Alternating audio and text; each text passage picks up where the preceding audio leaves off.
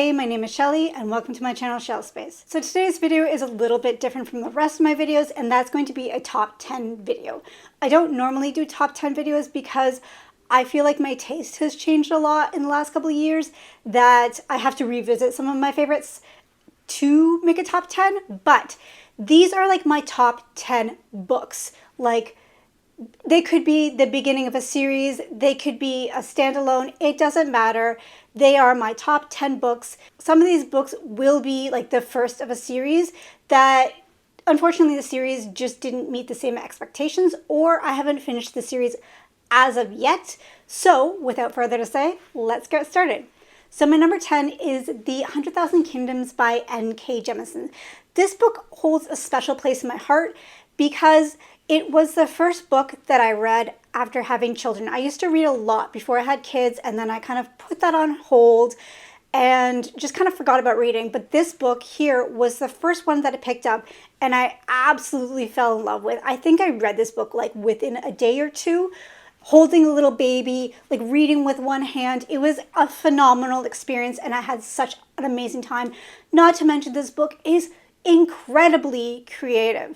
Like, I had not read anything like it before. This was my first entry in N.K. Jemisin, and I was so happy that I started with this book. So this is about a young woman who, her mother recently died, and then she finds out that she's actually an heir to this, like, I guess 100,000 kingdom, and it's basically like this city in the sky. So she goes to live in the city in the sky with like basically beings that are gods, and she is so out of place and does not know anything about anything. We're following her, discovering a lot about this like new flying city and all the people inside of it, and it is a romance. So because of this nostalgic factor and the fact that it is such a unique world, and I had such a blast with this book, it's my number 10. So my number 9 is The Iron Crown by L.L. McRae.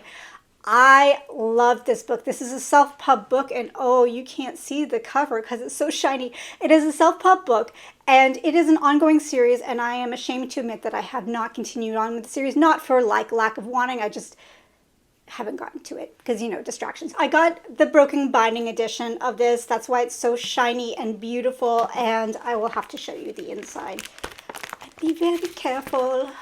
Okay, put that down. So the cover is just absolutely gorgeous. The inside pages are absolutely gorgeous, I believe. Oh, it is not signed. And obviously, I'm a sucker for gold sprayed edges. This is one of my favorite because of the dragons. The dragons are very different from your typical dragon, and they are more like Shinto inspired, where it's like the Japanese culture or religion, where basically the idea that everything has a soul or everything has a spirit. And in this world, dragons can come from lakes and forest and other things like that. And we have like a little bit of an aspect of a found family, a ragtag team, and a character with a mysterious past.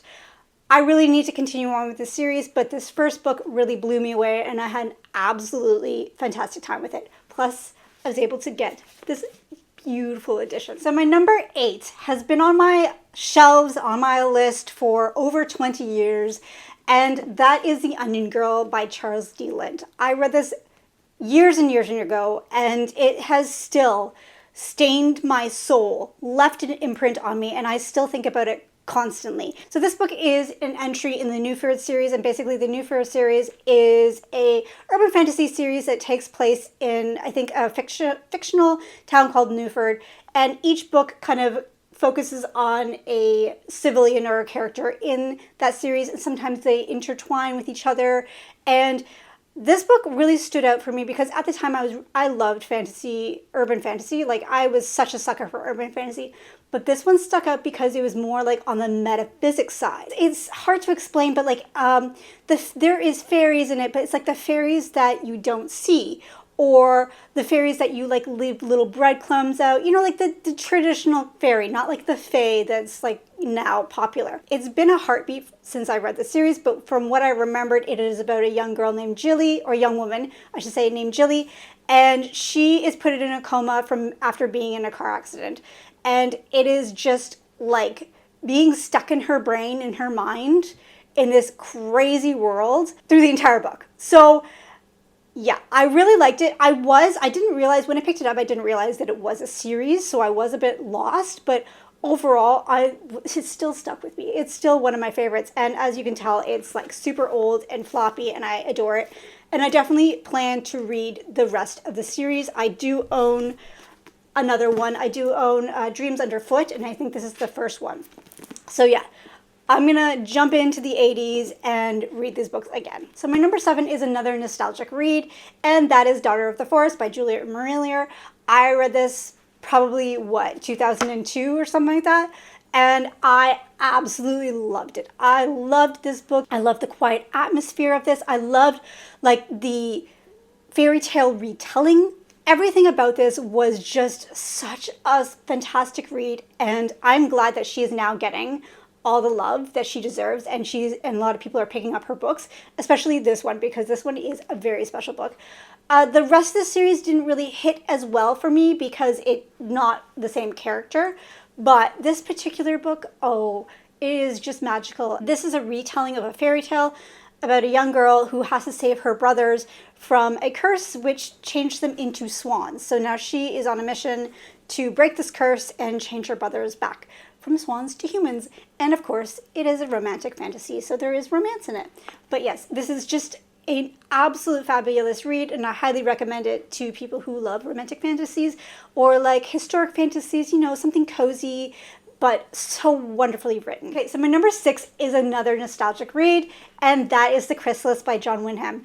I read this in high school. This is actually my high school copy. Actually, no, this is my best friend's copy that she left at my house, but I stole it. It is just a classic. It is a classic, and honestly, it really introduced me to the world of like sci fantasies, like dystopias, and this book still sits with me to this day. Like scenes in this book still sit with me, and I absolutely love it. I do want to reread it at some point, but I'm a little hesitant because much time has passed and I've read a lot of books since I read this, so I'm not sure if I want to reread it or just keep it on my shelf as a happy memory. I actually had to look it up to see what it was about, like what actually about. I remembered it was a dystopia, and it was about this small community and children that can like send thoughts through shapes and pictures, but I didn't actually remember what it was about, so I had to quickly search it. So essentially this is about a community where chances of being bred true are less than 50%. And if there's like any, like, I guess if they're like mutants or whatever, they're rooted out and destroyed. And we follow 3 characters who have these abilities to send thoughts and images to each other. So they're keeping it secret from like their community. And I think they get exposed and stuff happens. So I love this book. Like parts of it really stuck with me through the years, so that is why it's on the top 10. So my number 5 is also another nostalgic read, but this one's not as old as some of the other ones, and that is The Daughter of Smoke and Bones by Laini Taylor. I loved this first book especially. The rest of the series I didn't really love it as much as this one book, because this one book was so nostalgic to me. It reminded me of like when I was in high school and I was like an art student and taking a lot of art classes, and this just brought it back. And I love the twists and turns this first book took. Like the beginning and the end are like almost 2 completely different books, but it worked so freaking well. And I absolutely love the ride. Once upon a time, an angel and a devil fell in love. It did not end well. And this has elements of like reincarnation, urban fantasies, epic fantasies. Like it's got everything. I don't want to tell you what it's about because I feel like going in a little blind is the best way. But yeah, it's got a lot of different genres and it works so freaking well. So this first book, The Daughter of Smoke and Bones, is one of my favorites. Obviously, I'm so happy with these covers too because they are just absolutely gorgeous. I have the entire trilogy, but like I said, it's this first book that just, oh, I love it so much, and that's why it's my number 5. And my number 4 is one of the newer ones on my list, and that is The Sorgenkigen. I actually just got this copy like last week. I was in the bookstore and it was on a random book pile, and I'm like, yes, I have the other, like the original copy right there. But yes, I grabbed this one and I like it. It's not the most beautiful like cover I have seen for this book, but I still like it. I like the simplicity of it. This got a lot of hype, I think a couple years ago, with reason. Like, it is such a great book. I think Emma Wong did have another series before this book, and then she's decided to scrap the entire series. But I do wish that she would continue on in this like grown-up fashion, because I believe this originally started as a YA book, and then she wrote this after having children. And honestly, the topic of postpartum depression that's written all over this book is very relatable to me. This book spoke to me on a personal level. I believe it did for a lot of people. But for me, reading it at the time that I did, it was just a magical experience. Like, it was one of those experiences that you just can't recreate. And I loved it. I really want to continue on with this world, but I think she said that it's not happening. It's done. But this book broke me and remade me and broke me and remade me, and oh my god, it was a whirlwind, and I loved it so much. I need to check out Emma Wong's new book, but it's I think it's Dark Academia, and I'm not a big fan of Dark Academia. So when she writes another book, like an epic fantasy or a book in this world or whatever, I'm right there. So yes, this is my number 4. My number 3 is very new to my top 10, and that is The Book That Went Burned by Mark Lawrence. I had the best time with this book. It was one of my favorite books of last year. I just couldn't get over it. I think about it all the time. I still haven't read the book that broke the world. I just haven't been in the mood for it, and I want to be in the right mood when I pick it up. But I was definitely in the right mood when I picked this book up, and oh gosh, there are no words. Like, I just loved this book so much. I love the oddness. It also kind of reminded me a lot of Laini Taylor's writing, where you're starting in a world and you're like, I don't know what's happening. And there's all these crazy things happen, and at the end, it collides together and creates this masterpiece. And that's the only way I can explain it.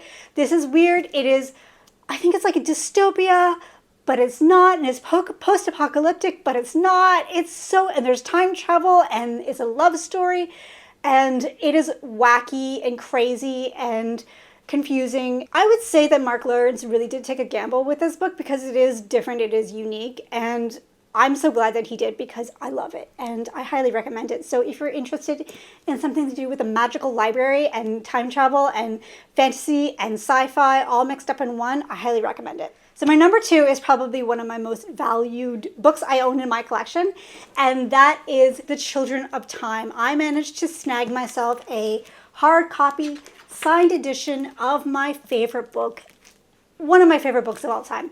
If it wasn't for this last book, this would probably be my favorite book, but nothing can top my last book. This book was such a surprise, and I did not love the rest of the series, and that's why it's not on my top 10 series whenever I do manage to make that video. It will not be on there because the entire series for me just kind of didn't really go very well. But this one book, this first installment, I cannot express how much I loved this book, and I will be rereading at some point. I'm so sorry for the shiny. I understand that this book will not be for everybody because of the spiders, and there is a bit of the plotting of this book is a little disjointed and kind of takes you back and forth. I've read nothing like it before, and it just taught me so much about spiders and honestly how civilization starts and kind of builds and all the different challenges, and I loved it. It's not a character-driven book, but it is a thought-driven book. This will always be on my top 10. There's no way this is coming down. Plus this book is this is staying with me for life. So this is my number 2. My number 1 book is probably my number 1 book for nostalgic reasons, and that's fine. And that is Rhapsody by Elizabeth Hayden. I read this book, probably when the Lord of the Rings movies were being made, coming out. That's how long ago I read it. So 2002 or something like that. And it was the first adult fantasy I read, and I absolutely loved it. I did reread it recently, and I'm happy to say that I do still love it. I have continued on with the series, but I've only read the first 3, and I think it's a 9-book series, if I'm not mistaken. This book, it means so much to me.